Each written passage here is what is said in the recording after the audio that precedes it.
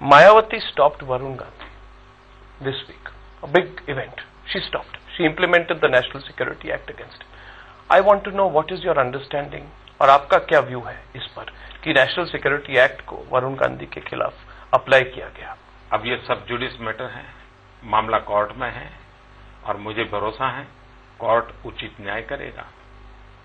But you have avoided any comment on Varun Gandhi. Why is मैं कह रहा हूं ना, मैं कह ही रहा हूं ना, मैं यही तो कह रहा हूं कि ये एक सब जुडिस मैटर है, कोर्ट का मामला है और कोर्ट फैसला करेगी।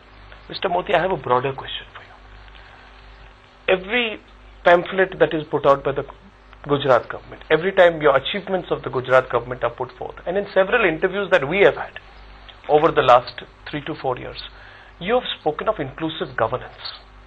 Governance that does not exclude the minority community, in fact takes it along at every step.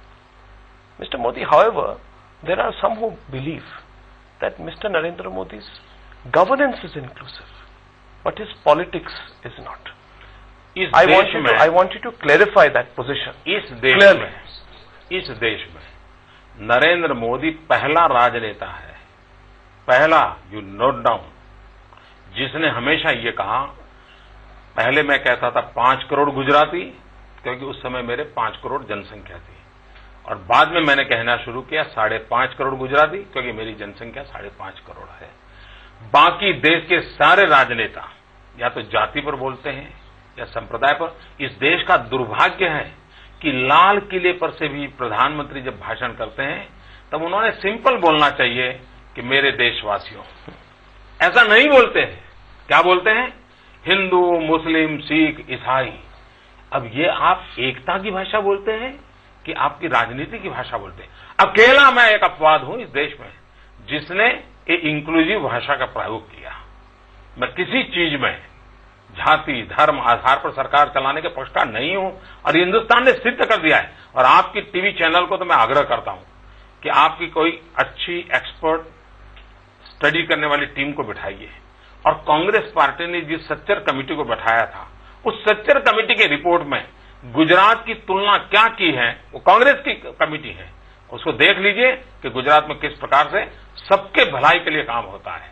और हमारा तो मंत्र है, मेरी पार्टी का मंत्र है, justice to all, appeasement to none. न्याय सर्वका सबका होना चाहिए, खुशामद किसी की नहीं होनी चाहिए, तभी तो देश चलेगा। हम टुकड़ों में देश को बांटेंगे तो इससे बड़ा देश का कोई नुकसान नहीं होने वाला है।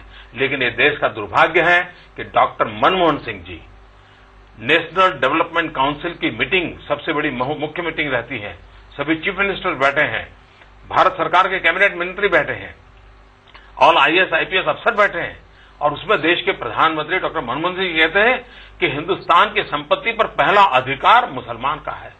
अच्छा होता देश के प्रधानमंत्री ने यह कहा होता कि हिंदुस्तान की संपत्ति पर पहला अधिकार गरीबों का होता है, और जब गरीबों का कहे कोई संप्रदाय नहीं, उसमें गलत, यही तो इंक्लूसिव है। उसमें गलत है, वो पॉजिटिव डिस्क्रिमिनेशन की बात कह रहे हैं कि if a community is left behind, you give it special treatment. आपको क्यों कारण उनकी पक्ष में आपको बोलना पड़ रहा है, मुझे समझ नहीं आ रहा है। लेकिन प्रधानमंत्री का ये कहने के बजाय वो कह सकते थे कि भाई देश की संपत्ति पर पहला अधिकार गरीबों का है।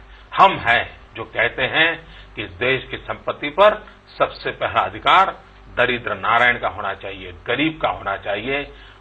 महात्मा गांधी भी वही कह के गए हैं कि समाज के आखिरी छोर पर बैठे हुए लोग हैं, उनकी भलाई का काम करना चाहिए।